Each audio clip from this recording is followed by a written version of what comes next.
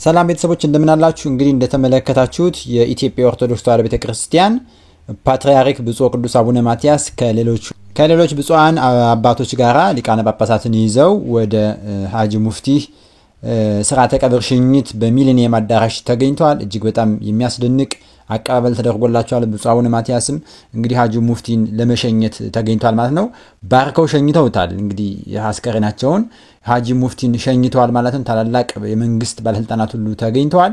ብፁዕ ቅዱስ አቡነ ማትያስ እጅግ ድንቅ የሆነ ልብ የሚሰብር መግለጫ ሰጥተዋል። ብዙዎች ዘንድ የወደዱት ብፁዕነታቸውን ያከበሩበት መግለጫ አለ። እስኪን መግለጫ አሰማችኋለሁ። እንዲሁም ደግሞ የሀጂ ሙፍቲ ልጅ በሚሊኒየም አዳራሽ የስርዓተ ቀብር ሽኝት ላይ የተናገረው ንግግር አለ። እሱን የማሳያችሁናል። ቀጥታ ግን የብፁዕ ቅዱስ አቡነ ማትያስን መግለጫ ላሰማችሁ። ብፁዕ ወቅዱስ አቡነ ማትያስ መግለጫ በብዙዎች ዘንድ መነጋገሪያ ሆኗል። የብፁዕነታቸው የሐዘን መግለጫ ልቤን ሰርስሮታል። ቃል ያጣሁለትን ሐዘኔታ ገልጾታል። ኦርቶዶክስ ሀገር ነች የምንለው በምክንያት ነው። አንዳንድ መልእክቶች በአጭር ቃል ይገለጻሉ፣ ግን በውስጣቸው ያለው መልእክት ግን በጣም ረጅምና ሰፊ ናቸው። መግለጫው እንዲህ ይላል። እግዚአብሔር በየዘመናቱ አገርን ያለ መካሪ ሕዝብን ያለ ዘካሪ አይተውም። ለዚህም ምስክሩ ታላቅ አረጋዊ የበሳል አእምሮ ባለቤት አገርን የሚወዱ ሕዝባቸውን የሚያከብሩ የተጠቁት ወዳጅ የትውልድ አባት የሆኑት የክብር ዶክተሬት ተቀዳሚ ሙፍቲ ሀጂ ዑመር ኢድሪስ ነበሩ። ኢትዮጵያ በጣት ከሚቆጠሩ አረጋውያን አፈማር ከሆኑ መካሪዎቿ መካከል አንዱ የሆኑትን ለመውደድ የታደሉትን የዘመናችን ጌት አጣለች። ይህንን የድካም ዓለም መገላገል ለእርሳቸው እረፍት ቢሆንም ለአገር ግን ታላቅ ጉዳት ከመሆንም በላይ እድሜን ከጥበብ ጋር ያዋሃዱ በሁሉም ዘመን አይገኙምና ሐዘናችን ጥልቅ ነው። ለቤተሰቦቻቸው ለእስልምና ሃይማኖት ተከታዮችና ለመላው የኢትዮጵያ ሕዝብ መጽናናትን እንመኛለን። እግዚአብሔር አምላክ ኢትዮጵያና ሕዝቦቿን ይባርክ። አሜን።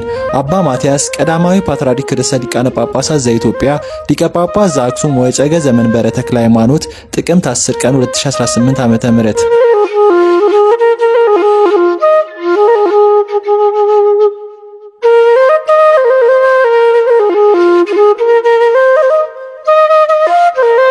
በመጨረሻም ብፁዕነታቸው በሚሊኒየም በተደረገው የአስከሬን ሽኝት ላይ በመገኘት ጸሎት አድርገው ተወዳጁ አባታችንን ሸኝተዋቸዋል።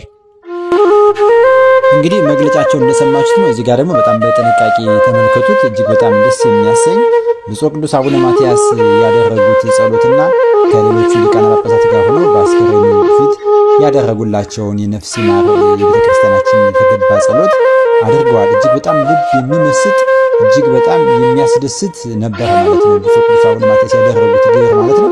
በደንብ ተመልከቱ። እዚህ ጋር እንግዲህ ወደ ክብር አስከሬኑ እየቀረቡ ነው ማለት ነው። መንገዱን ያስተካክሉላቸው ይገኛሉ።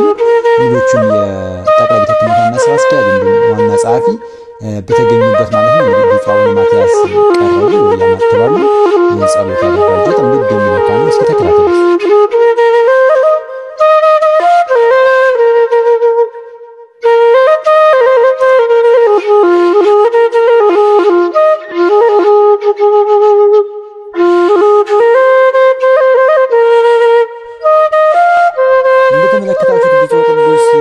አቡነ ማትያስ የኢትዮጵያ ኦርቶዶክስ ተዋሕዶ ቤተክርስቲያን ፓትርያርክ በዚህ መልክ ታላቁ የእስልምና አባት ሙፍቲ ሀጂን በዚህ መልኩ ስርዓተ ቀብር ሽኝት አድርገዋል ማለት ነው። ጸሎት አድርገው በእንባ በለቅሶ ነው ሸኝተዋል። የምትመለከቱ ቪዲዮዎቹ እየተሳለሙ ሰላምታ እየሰጧቸው ነው።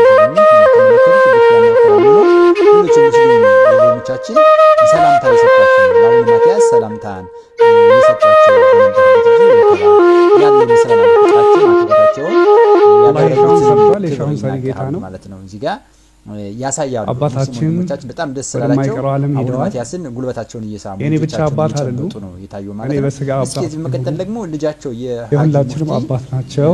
ልጃቸው በሚሊኒየም እኔ ስለ ሙፍቲ ለመናገር እዚህ አልቆምኩም፣ ምክንያቱም ሁላችሁም ታውቁታላችሁ። አባታችን ወደማይቀረው ዓለም ሄደዋል። የኔ ብቻ አባት አይደሉም። እኔ በስጋ አባት ቢሆኑ የሁላችንም አባት ናቸው። እኔ ስለ ሙፍቲ ለመናገር እዚህ አልቆምኩም፣ ምክንያቱም ሁላችሁም ታውቁታላችሁ። ሙፍቲ አይደለም በቁም ይኸው ሙተው እንኳን ሞታቸው እንኳን ፍቅርና አንድነትን የሚሰብክ ነው። የኢትዮጵያ ሕዝብ ያለምንም ቀለም ሃይማኖት ዘር ሳይለይ በፍቅር ሸኝቷቸዋል። እኔ ላመሰግን ነው የመጣሁት። ስለዚህ ላሳያችሁን ገደብ የሌለው ፍቅርና ክብር በመላው ቤተሰቤ ስም ላመሰግን እወዳለሁ። አላህ ይስጥልን። አባታችንን አላህ በጀነተል ፊርዳውስ እንዲያሳርፍልን፣ እኛንም የእሳቸውን ፈለግ የምንከተል አንድነትን፣ ፍቅርን፣ ሰላምን የምንሰብክ የእሳቸውን መንገድ የምንከተል ያደርገን ዘንድ ለእሳቸውም ሁላችሁም እስትግፋር አድርጉላቸው፣ አፉ በሏቸው። ከማረፋቸው በፊት ሁሉንም ሰው ደጋግመው አፉ ብለዋል። ስለዚህ እኔ በዚሁ አቆማለሁ። ሰው ድካም ላይ ነው፣ አላስረዝምም። አመሰግናለሁ። ሙፍቲ አይደለም እንኳን ሞታቸው እንኳን ፍቅርና አንድነትን የሚሰብክ ነው። የኢትዮጵያ ሕዝብ ያለምንም ቀለም ሃይማኖት ዘር ሳይለይ በፍቅር ሸኝቷቸዋል። እኔ ላመሰግን ነው የመጣሁት። ስለዚህ ላሳያችሁን ገደብ የሌለው ፍቅርና ክብር በመላው ቤተሰቤ ስም ላመሰግን እወዳለሁ። አላህ ይስጥልን። አባታችንን አላህ በጀነተል ፊርዳውስ እንዲያሳርፍልን፣ እኛንም የእሳቸውን ፈለግ የምንከተል አንድነትን፣ ፍቅርን፣ ሰላምን የምንሰብክ የእሳቸውን መንገድ የምንከተል ያደርገን ዘንድ ለእሳቸውም ሁላችሁም እስትግፋር አድርጉላቸው፣ አፉ በሏቸው። ከማረፋቸው በፊት ሁሉንም ሰው ደጋግመው አፉ ብለዋል። ስለዚህ እኔ በዚሁ አቆማለሁ። ሰው ድካም ላይ ነው፣ አላስረዝምም። አመሰግናለሁ። አላህ ይስጥልን። ደህና ሁኑ። የሙፍቲ ሀጂ ልጅ እንግዲህ በዚህ መልኩ የመላው ኢትዮጵያን ሕዝብ አመስግኗል ማለት ነው። ኢትዮጵያ ቤተክርስቲያንን ብፁዕ ቅዱስ አቡነ ማትያስን ጨምሮ ሌሎችም የመንግስት ባለስልጣናትን አመስግኗል። አባትነቱ ለኔ ብቻ አይደለም ለሁላችሁም አባት ነውና እኒህን አባቴ ብላችሁ ወጣችሁ በክብር ስለሸኛችሁ ያሳያችሁትን ፍቅርና አክብሮት ከልብ አመሰግናለሁ ብሏል ማለት ነው። እንዲሁም ደግሞ ድንቅ የሆነ ምስጋናን አቅርቦ በመጨረሻው ሁላችሁም ደግሞ እንድትጸልዩላቸው ነፍሳቸው በገነት እንድትሆን ጸልዩላቸው ብሏል ማለት ነው። ሁላችሁም ነፍሳችሁን በገነት ያሳርፍ እያላችሁ ሲጻፉ ኮሜንት ላይ ነፍሳችሁን በገነት ያሳርፍ፣ የአባታችንን ነፍስ በገነት ያሳርፍልን እያላችሁ እንድትጽፉ እንላለሁ ማለት ነው። እስኪ በሚሊኒየም የታላቅ ባለስልጣናት ተገኝተው ነበረ። እስኪ አንዱን ላሰማችሁ። ኢትዮጵያ ዛሬ ታላቅ ሰው አጣለች። መሪር የሐዘን ቀን ነው።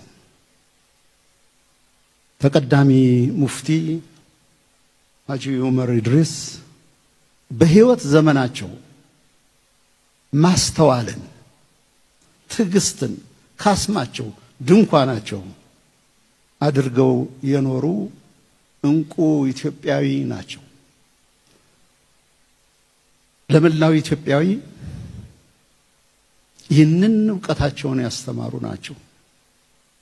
በጎ መምህር፣ በጎ አባት፣ መልካም አባት ነበሩ። በእውቀታቸው በጥበባቸውና በእርጋታቸው ለሁሉም ኢትዮጵያዊ ማሰላሰልን፣ ማጤንን፣ አቅል ማድረግን አስተምረዋል። ደግ አባት፣ ቅን መምህር ነበሩ። ቀዳማዊ ሙፍቲ ሀጂ ዑመር በልግስናቸው በተለይ በእውቀት ልግስናቸው፣ በበጎ ስራቸው፣ በመልካም አበርክቷቸው ምንጊዜም ሲታወሱ የሚኖሩ አባት ናቸው። ምንኛ እድለኛ ናቸው! ምን አይነትስ ተሰጦና መልካምነት ነው! ይህ በሁላችንም ሲዘከርና ሲታወስ የሚኖር ነው። የእውነትም ኢትዮጵያ ታላቅ ሰው አጣለች። እጅግ በጣም ዛሬ ጥቁር ቀን ማለት ይቻላል። ብዙዎች የሚስማሙባቸው፣ ሁሉም ኢትዮጵያን የሚወዳቸው ድንቅ አባት በመሆናቸው ከሃይማኖት ከዘር ከብሔር ወጥተን ከሰውነት ሚዛን በሰውነት ሚዛን ስንመዝን ሙፍቲ ሀጂን የሚያክል ሰው አላገኘንም፣ አልተገኘም። ብፁዕ ቅዱስ አቡነ ማትያስም የተናገሩት ነው። ኢትዮጵያን ያለ መካሪ ያለ ዘካሪ እግዚአብሔር አይተውምና እሳቸው የዘመናችን ድንቅ ሰው ነበሩ ብሎ እንደተናገሩት ማለት ነው። እንግዲህ ፕሬዝዳንቱም ይህን መልኩ በዚህ መልክ ተናግሮታል ማለት ነው። እስኪ ህዝብ ደግሞ እንዴት እንደሸኛቸው ከውጭ ከውስጥ በጣም ብዙ ህዝብ ወጥቶ ሙስሊም ክርስቲያኑ ወጥቶ ሸኝቷል እና እሱን የህዝቡን አሸኛኘት ሽኝቱ ምን እንደሚመስል ላሳያችሁ።